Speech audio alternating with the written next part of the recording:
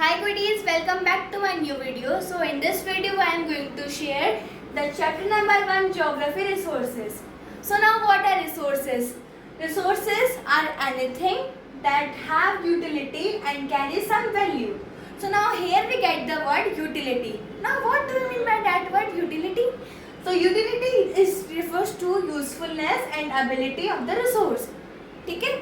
So this is the thing about the resources. So now when a resource becomes valuable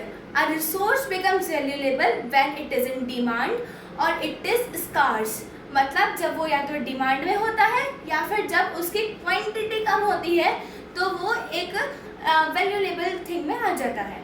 ठीक है. तो now our next topic is the types of resources. There are mainly 3 types of resources: human resource, natural resource and human made resources. So now what are natural resources? Natural resources के तो नाम से समझ आ रहा है कि वो naturally obtained होते हैं. और नेचुरल रिसोर्स में क्या तो कुछ इलेक्ट्रिशियन की ज़रूरत होती है या फिर बिल्कुल नहीं हो सकती. डेट मीन या तो उसको अपन डायरेक्टली यूज़ कर सकते हैं और या फिर कुछ इलेक्ट्रिशियन के साथ अपन उसको यूज़ कर सकते हैं. सो अभी नेचुरल रिसोर्स के कुछ पार्ट्स होते हैं. तो देखो, on the basis of origin में टू क्लासिफाइड हैं जो है biotic and abiotic. Biotic means living and abiotic means non living. ठीक है. सेकेंड है अपना डिस्ट्रीब्यूशन. अभी डिस्ट्रीब्यूशन में भी 2 तरीके के हैं, ubiquitous and localised. So now what are ubiquitous? Ubiquitous are those resources that are found everywhere. And localized resources are those resources that found only on specific places. Okay.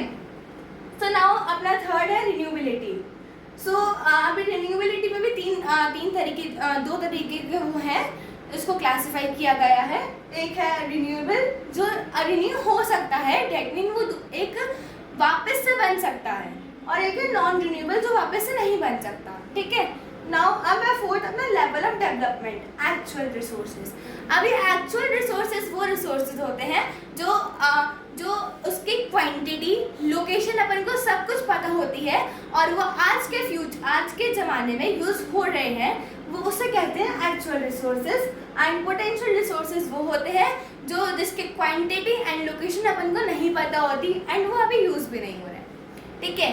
तो ये तो हो गए अपने कुछ बेसिक ऑफ नेचुरल रिसोर्सेज. अभी पढ़ते हैं ह्यूमन मेड रिसोर्सेज.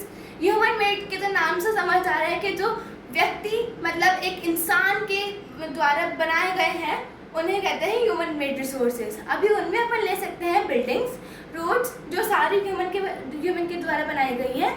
और अब चलते हैं अपन थर्ड अपने रिसोर्सेज में जो है ह्यूमन रिसोर्स. अभी ह्यूमन एक इंसान खुद अपने आप में रिसोर्स है. ठीक है. तो ये हो गए अपने टाइप्स ऑफ रिसोर्सेज. अभी अपन चलते हैं कंजर्वेशन पे. अभी conservation means conserve the resource without any mistake और मिसयूज और वेस्ट. ओके. नाउ अब आपने देखा होगा कि अपने पेरेंट्स बोलते हैं कि इसको बचा के रखो. क्यों? तो कुछ फ्यूचर जनरेशन के लिए भी उसको बचा के रखना होता है. जैसे अपन उसको फ्यूचर जनरेशन के लिए बचा के रखते हैं उसे कहते हैं अपन पोटेंशियल सस्टेनेबल डेवलपमेंट. ओके. सो अभी यहाँ पे आते हैं अपने 5R, दैट इज रिफ्यूज. अभी रिफ्यूज का मीनिंग होता है avoid buying products that can harm the environment. उस प्रोडक्ट को बाय करना थोड़ा अवॉइड करो जो एनवायरनमेंट को थोड़ा हार्म पहुँचाते हैं. ठीक है. रिड्यूस का मीनिंग होता है reduce the amount of wastage जो होता है उसको थोड़ा रिड्यूस करना चाहिए. एंड रीयूज का मीनिंग होता है reuse the items. Upon reuse कर सकते हैं आइटम्स को. ठीक है. DIY अपन कर सकते हैं उनके. रीपर्पस फाइंड न्यू यूजेस, हम उनके DIY कर सकते हैं. ठीक है. And recycle means recycle the items, recycle कर सकते हैं आइटम्स को.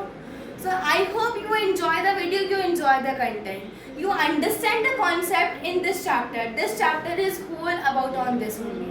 So thanks for watching. I will be seeing next video. Bye goodies.